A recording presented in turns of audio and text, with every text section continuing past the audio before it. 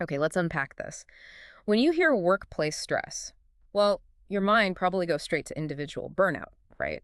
Feeling swamped, maybe needing a digital detox, or a long vacation. Hmm. It feels like a personal issue, something you need to manage. Yeah, that's the usual take. But what if that's missing the bigger picture entirely? What if workplace stress isn't just a personal burden, but actually one of the most significant strategic business risks companies are facing today? That pivot in perspective is exactly what the source material for this deep dive is all about. We've got this document here, Workplace Stress as a Business Risk, Impact and Prevention Strategies. And it really challenges that traditional view. It does. Frames stress as a critical organizational threat. Absolutely. It completely reframes the conversation. Yeah. It's from, just individual well-being to organizational health and, crucially, financial performance. Right. So the mission for this deep dive is pretty straightforward. We're going to extract the absolute most important insights, the real practical takeaways from this source. Think of it as your shortcut to understanding not just why workplace stress is a major strategic issue for companies, but also, and maybe more importantly, what can actually be done about it. Consider this your rapid-fire briefing on a critical business challenge. Exactly. And the document, it doesn't pull any punches right from the start. It states point blank that in the current business landscape, workplace stress has escalated. It's become one of the primary risks impacting organizational health. Not just a nice-to-have wellness program issue. No, not at all. And it's not just theoretical. It directly links the stress to really tangible impacts on productivity, the ability to retain talent, and ultimately, the company's financial results. And here's where the source backs that up with a figure that really hammers home the scale of the problem globally. It cites the World Health Organization, the WHO, estimating that work-related stress costs the global economy billions annually. Yeah. Billions. And the source specifies those losses come directly from things like absenteeism, decreased performance, increased medical expenses. The direct costs. To put that billions in perspective, that figure is often compared to the entire GDP of a small nation, or maybe the annual revenue of a major global industry. Wow. That's a staggering amount. It connects individual stress directly to the macroeconomic level and, by extension, the bottom line of basically every company. It really elevates the conversation, doesn't it? From an HR issue to like a core strategic one. Definitely. The document's stated objectives are pretty clear. Identify the causes and consequences of this stress, analyze its economic impact, propose concrete strategies for prevention, and foster a culture that actively prioritizes emotional well-being.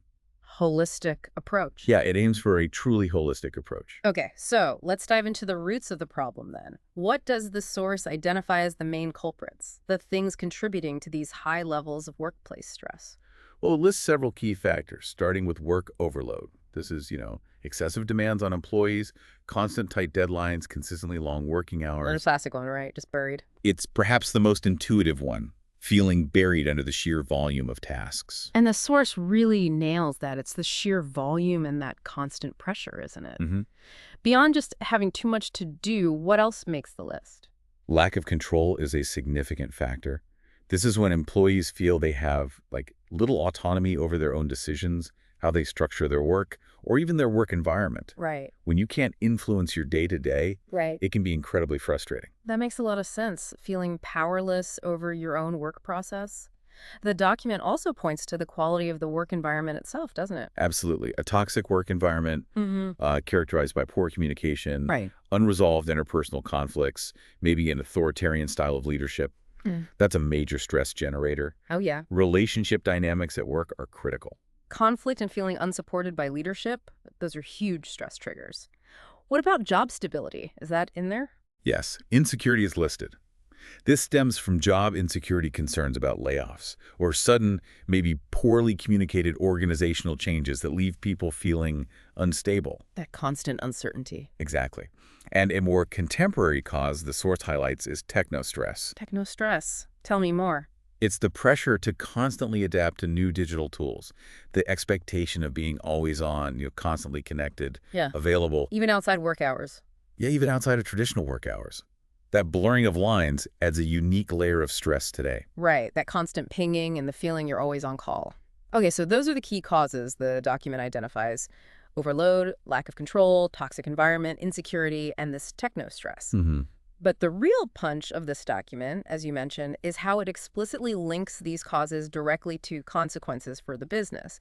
So when these stressors are high, what actually happens to a company? The consequences are, well, they're far-reaching and costly. Yeah, The most direct impact is a tangible decrease in productivity. makes sense. Stressed employees are often exhausted, their cognitive function can be impaired, leading to poorer performance and an increase in errors or mistakes. You just can't expect people to function at their peak when they're operating under chronic stress. Exactly. Then there's the obvious increase in absenteeism, more sick days taken as stress manifests physically or mentally. Right.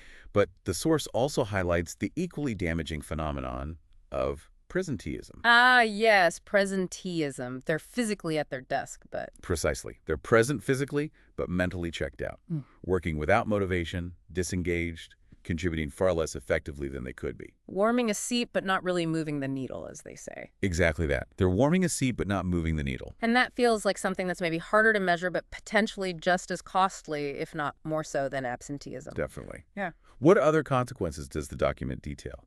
Well, high stress levels are a major driver of staff turnover. People experiencing burnout or stuck in a toxic environment are just more likely to leave, meaning the company loses valuable talent. And this isn't just an HR headache. It spirals into significantly higher operating costs. Like recruitment.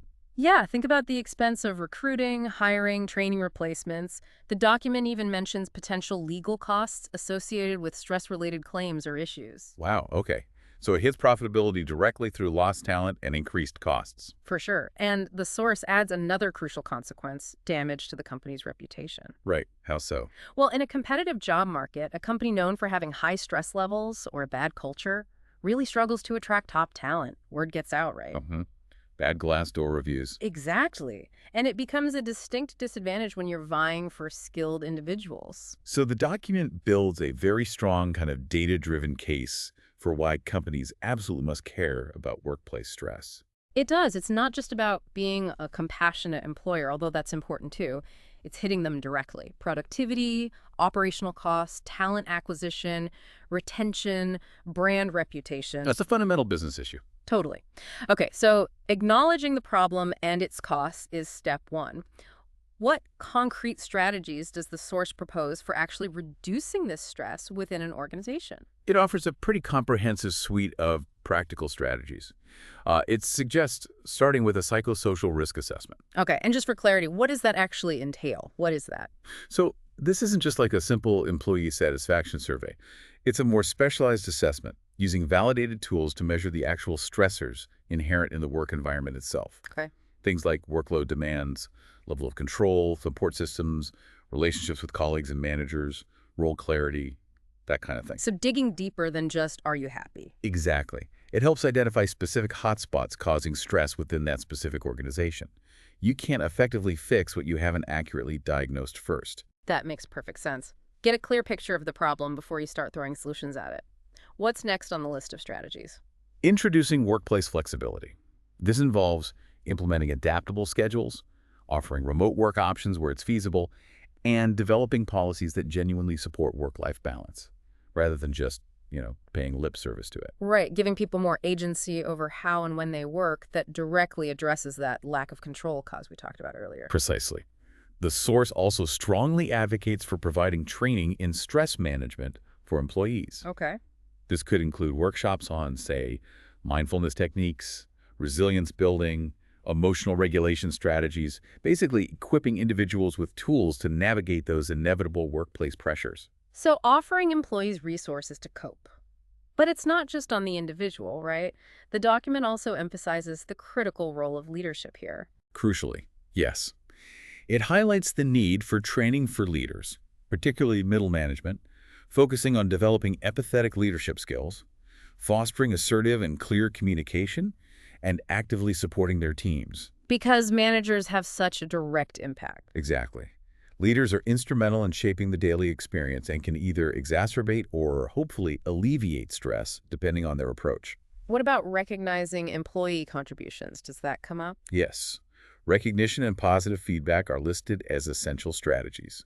implementing incentive programs, formally and informally valuing employee effort and accomplishments. Because feeling unseen or unappreciated is definitely a significant stressor, often underestimated, I think. Absolutely. And finally, the physical environment itself. What does it say about that? Creating wellness spaces within the workplace. Hmm. This could mean designated quiet break areas, maybe offering opportunities for recreational activities, providing access to psychological support services like counseling. So offering actual resources and physical spaces for employees to decompress and seek help when needed, right? That's a really comprehensive list of strategies. It covers assessment, operational flexibility, individual coping skills, leadership behavior, recognition, and the physical resource environment. It's quite thorough. And the source also takes these strategies and lays them out in a recommended phased approach, doesn't it? Offering a clear roadmap, short, medium, and long-term goals. It does, which is very practical. So in the short term, thinking like 0 to 6 months, the primary focus is on that initial diagnosis, conducting the climate assessment, and starting with some basic interventions, maybe introductory stress management workshops. Okay, get a baseline understanding. Start offering some immediate, accessible support. Exactly. Medium term, looking at maybe 6 to 12 months, the document suggests implementing flexibility policies more broadly and establishing a more structured, ongoing emotional well-being program within the organization. So building on those initial steps, embedding systemic changes in policy and programs. Right. And then the long term, targeting maybe 1 to 3 years out, here the goal is to achieve measurable outcomes, like aiming to reduce absenteeism, specifically linked to stress, by a defined percentage, say 30%. Wow, specific targets? Yeah. And working towards a truly ambitious goal. Yeah. Positioning the company as a referent in labor health. A referent, meaning like a benchmark, someone others look up to and how they handle employee well-being. Exactly. A leader in the field. It's a powerful long-term vision, and it really reinforces the document's core message, doesn't it? That this isn't just a problem to be managed, but actually an area for strategic advantage. Which the conclusion drives home perfectly. Workplace stress is not an individual issue, but a strategic business risk demanding immediate and sustained attention. Right. Companies that genuinely invest in employee well-being don't just see improvements in internal metrics like productivity and reduced absenteeism. Although those are huge. They're huge, but they also significantly strengthen their external reputation and competitiveness in the market. So it makes the case crystal clear. Implementing preventive measures, fostering a healthy, supportive culture, it isn't just the ethically sound thing to do. The source argues it is demonstrably profitable. Right. Ethical and profitable. A balanced, healthy workforce, it concludes, is pretty much the essential foundation for a successful and sustainable company in today's world. It's really about understanding that investing in well-being isn't just a cost center you have to endure, but it's a strategic investment, one that yields significant returns in multiple areas of the business. So, looking back at this deep dive, we've pulled out the key insights from this source.